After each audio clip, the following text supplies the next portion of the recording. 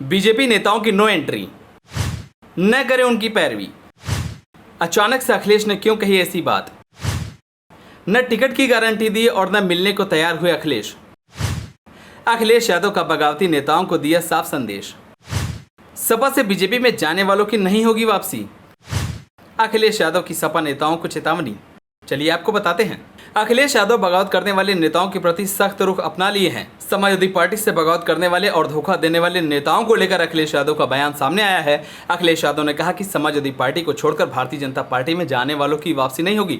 साथ ही अखिलेश यादव ने आगे कहा कि अगर कोई उन्हें वापस पार्टी में शामिल कराने के लिए उनके पास आया तो वो उसे भी पार्टी से बाहर का रास्ता दिखा देंगे। अखिलेश यादव ने समाजवादी पार्टी के नेताओं को बीजेपी नेताओं से दूर रहने की चेतावनी दी है। अखिलेश ने कहा कि जो भी बीजेपी नेताओं को समाजवादी पार्टी में लेने की पैरवी करेगा उसे वो बाहर कर देंगे। ऐसा कहकर अखिलेश यादव अपना माहौल बनाए रखना चाहते हैं। वो ये बताना चाहते हैं कि बीजेपी में भगदड़ मची है। बीजेपी में सब अपने लिए बेहतर रास्ते तलाश रहे हैं। इस बीच उनके लिए चुनौती लोकसभा चुनाव वाले नतीजों को विधानसभा चुनाव में दोहराने की है। यूपी विधानसभा चुनाव 2027 की शुरुआत में होने वाले हैं।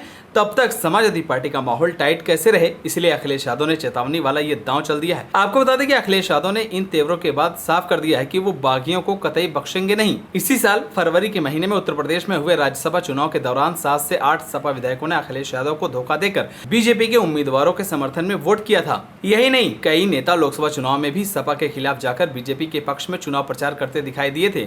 ऊंचाहार सीट से विधायक मनोज पांडे ने तो बीजेपी की सदस्यता भी ग्रहण कर ली है, जिसके बाद से ही अखिलेश यादव इन नेताओं से नाराज हैं। आपको बता दें कि लोकसभा चुनाव 2024 में सपा के कई बड़े नेता भाजपा में चले गए थे और उन्होंने सपा के खिलाफ चुनाव प्रचार किया था। लेकिन यूपी में इंडिया गठबंधन का ज्यादा नुकसान नहीं हुआ था। सपा 37 सीटें जीती थी तो वहीं कांग्रेस ने 6 सीटों पर विजय हासिल की थी।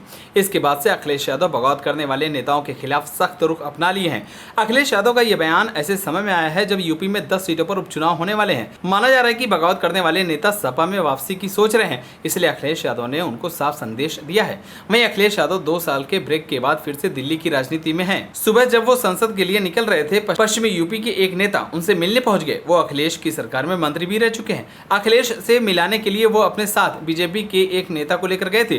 वो चाहते थे कि बीजेपी के नेता को अखिलेश टिकट देने की गारंटी दें, मगर अखिलेश दूसरे मूड में थे।